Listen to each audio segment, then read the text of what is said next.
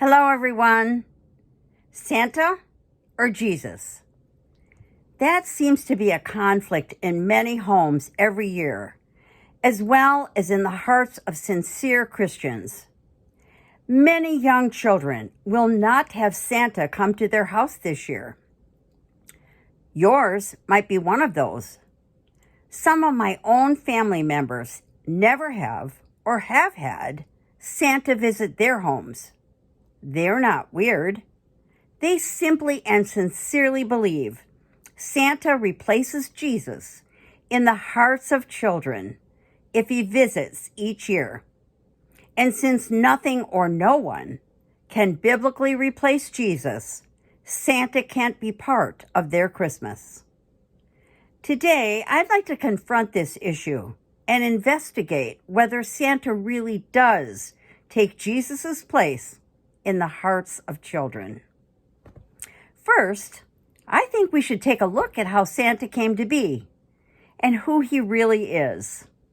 To do that, we need to travel back to 280 AD and the small village of Myra, Turkey, where Santa was born on February 15th to very wealthy parents, Theophanes and Nona. They were of Greek descent. Last names were not important back then, so this family didn't have one. They were devout Christians, but had been childless and prayed continually with tears that God would send them a son.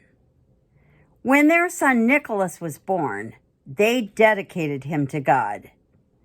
He too became a devout Christian, and as an adult was ordained a priest by his uncle Nicholas, who was a bishop at that time. Young Nicholas believed in prayer and fasting, and when both of his parents died in an epidemic, he gave all the money and property he inherited to those who needed help. As a young man, he became the Bishop of Myra. Many stories of kindness are attributed to him. When a once wealthy man fell in hard times, Nicholas gave a large bag of gold to him. But he did so through a window in the middle of the night, so the man wouldn't know who gave it to him. Even today, the Bible tells us to do our good deeds in private, and children are told Santa will come in the night.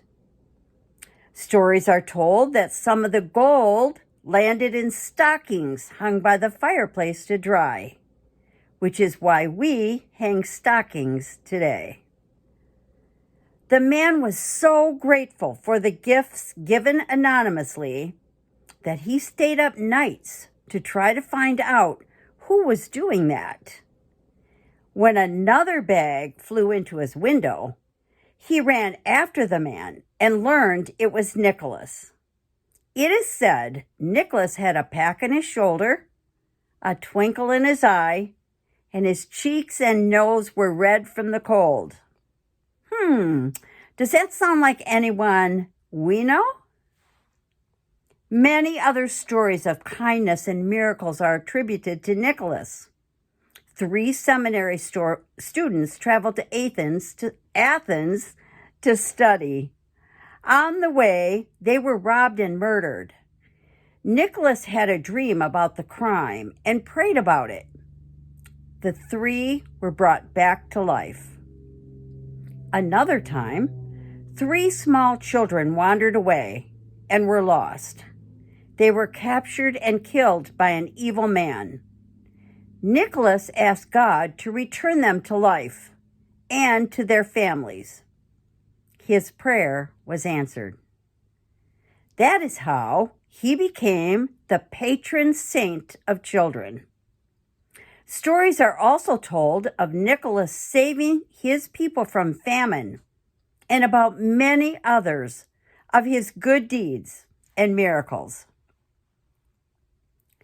St. Nicholas died December 6th, 343 AD, and was buried in his church. Over the centuries, his stories were told, especially the ones about his great concern for children.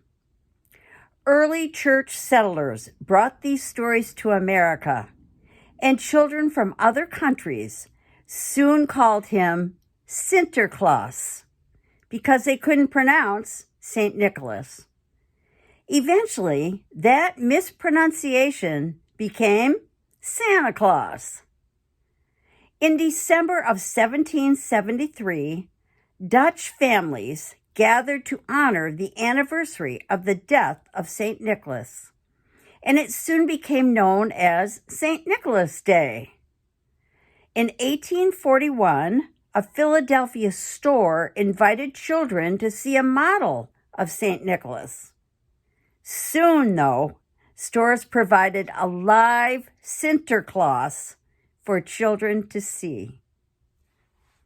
To me, this is a beautiful story. Like St. Nicholas, Jesus was also a lover of children.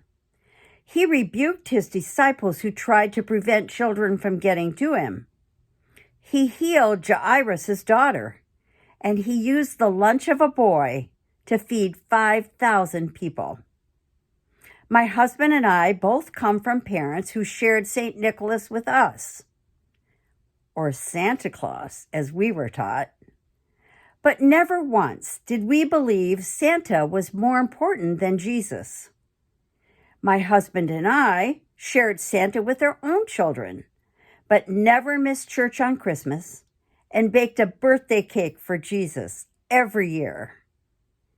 As we all grew, Santa was long ago placed in our memory, but Jesus was firmly placed in our hearts and remains there today. In the end, the decision to bring Santa into one's home belongs to parents. But in the words of Joshua chapter 24, verse 15, quote, "As for me and my house, we will serve the Lord," end quote. And we believe we can honor St. Nicholas as someone to be admired and in whose footsteps we should follow. Jesus will always be number one in our hearts. At Christmas and at other times of the year.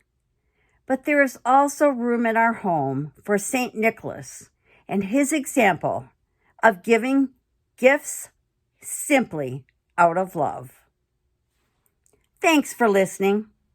I hope you enjoyed the true story of Santa Claus. On behalf of myself, my husband, and our family, we want to wish each of you a very blessed Christmas, where Christ will be honored. And the Mass of Christ, which is what the word Christmas actually means, will be attended Christmas Eve, Christmas Day, or better yet, both. See you Thursday.